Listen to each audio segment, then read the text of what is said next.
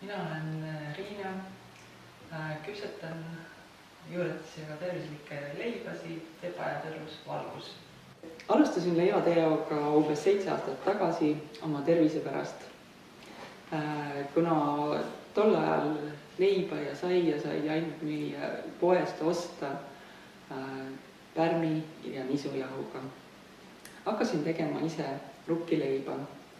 Teen rukkileiba juuretise, rukkijahu, mee ja Himala soolaga.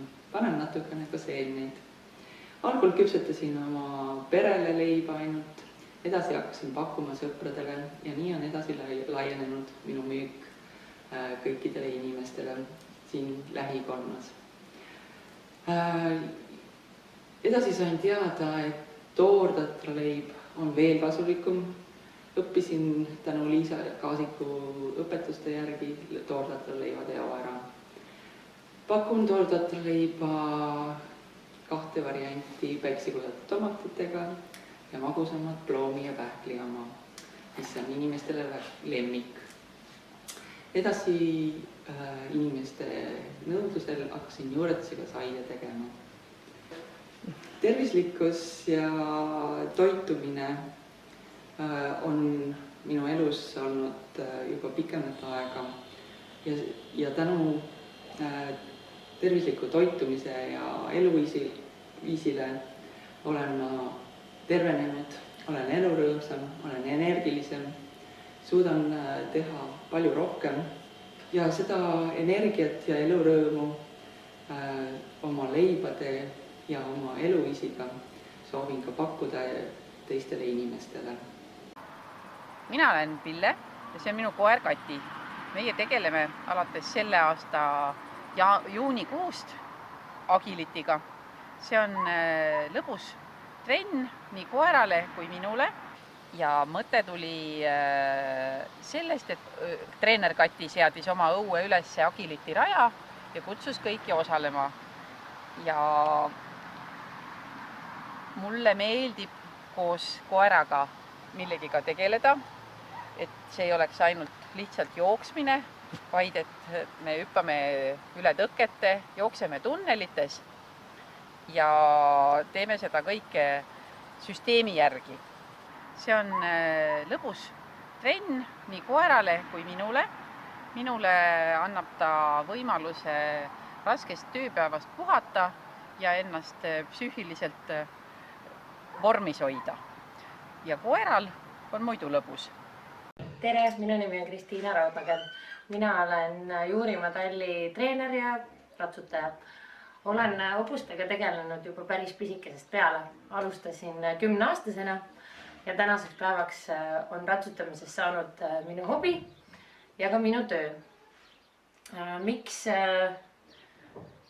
Miks hobused?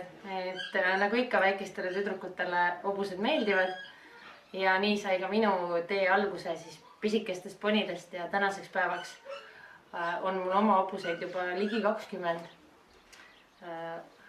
Miks on hobused tervisele head? Et lisaks sellele, et hobustega treenimine ja hobustega tegelemine aitab hoida füüsilist vormi, on nad ka väga kasulikud sinu vaimsele tervisele. Et iga kord, kui ma lähen ratsutama, siis ma unustan absoluutselt kõik muud mõtted ja probleemid ära ja keskendun ainult endale ja sellele imelisele loomale. Tere! Minu nimi on Krista Raik. Olen 2019 aasta Eesti Pro-tuuri võitja ja ühtlasi ka Team TG liige. Discgolfiga alustasin tegelemist 2015. aastal. Olen alati olnud suur spordisõber ja kui esimest korda discgolfi kätte võtsin, olin koheselt haaratud. Discgolf on suurepärane kombinatsioon vabas õhus liikumisest, täpsustehnilist sooritusest ja sotsiaalsest tegevusest. Mind köidab discgolfi juures kõige enam see, kui ma visualiseerin visketrajektoori, arvestan tuule suuna ja kiirusega ning ketast visates tean, et tabasin ideaalselt soovitud trajektoori. Tervise poolest annab discgolf mulle hea füüsise ning tugeva mõttelaadi võistlusspordi näol. Haara sinagi ketas. Tere! Minu nimi on Regina Herodes ja ma olen joogaõpetaja. olen liikumisõpetaja olnud juba 30 aastat ja minu tööriistakohvris on lisaks joogale ka näiteks Jaapani venitus- ja lõõgastuskunst Shindo. Aga jah, viimastel aastatel olen üha sügavamale sukeldunud iseendasse ja joogapraktikatesse, joogasuutratesse. Aasanad on vaid üks väikene osa joogast. Mida annab jooga minu tervisele?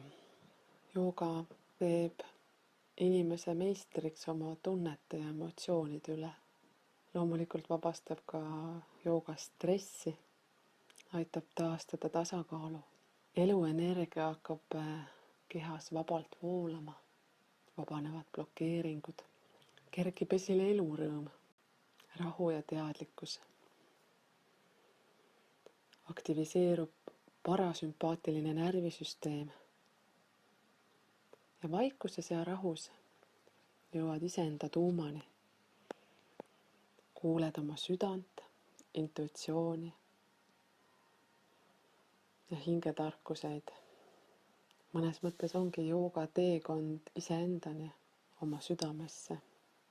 Olen Maja Orgusaar ja olen harrastanud Ashtanga joogat alates juba kuskil 2000. aastast.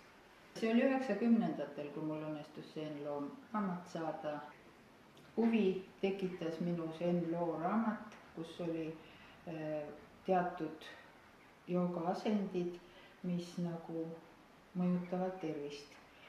Ja siis algul ma nagu ei teadnudki selle asja tähtsusest, lihtsalt ostsin raamatu ja aeg-ajalt vaatasin neid asendeid, aga hiljem, kui oli sellest juttu, et ta mõjub ka tervisele hästi, siis ma hakkasin nagu sellega tegelema. Olen ka käinud kursustel Tallinnas ja leian, et see jooga on tervisele päris hea, et ta võtab kõik liikmed lahti, kui niimoodi kinni on kuskil midagi jäänud ja venitused on ka väga head. Ja tervis on selle tõttu püsinud ka parem. Võib öelda nii. Olen Raimo Tann ja tegelen kepikõnni ja muude liikumisharrastustega. Seda olen nüüd teinud kuskil 3 aastat. Alustasin seda harrastust tänu sellele, et ühel koosolekul läks mul süda rütmist välja ja siis peale seda pidin neelama tablette kõiksugu. Ja uurisin, et mis ma nüüd tegema pean, et kas ma võin veel midagi teha või ei või teha.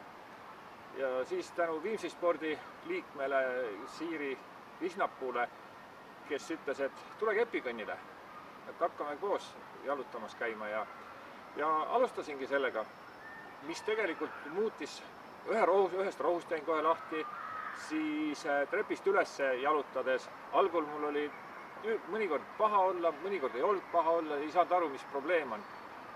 Sain pulsikella, tuli välja, et lihtsalt teinekord läksin oma südamerütmiga liiga kõrgele. Ja peale seda, kui mul on see pulsikell, on ka niisugused ebameeldivad tunded kadunud, et ma jälgin seda. Ja pluss selle praegalt trepist üles minnes ka pulss ei lähe kõrged. Üleüldiselt, näiteks ujumine aitab hästi kaela ja õlalihaste taastamisele. Ja kepikõndil on see tähtis, et oleks ikkagi mingisugused grupid või üldse liikumisel, et kellega koos seda teha. Pühapäeviti käime eakatega koos kõndimas, et on põhjus vaja, mis sind nagu õue ajab. Teinekord ei viitsi sealt diivanilt ära tulla, aga see on nii tähtis, et sealt ära tulla, sest peale seda, kui sa oled sealt ära tulnud ja asjad, mingisuguse harjutused, füüsilise tegevuse ära teinud, peale seda on lihtsalt enesetunne väga hea. Kokkuvõtteks kepikõnd aitab mul väärikalt vananeda, hoiab keha terve ja mõistuse erksa.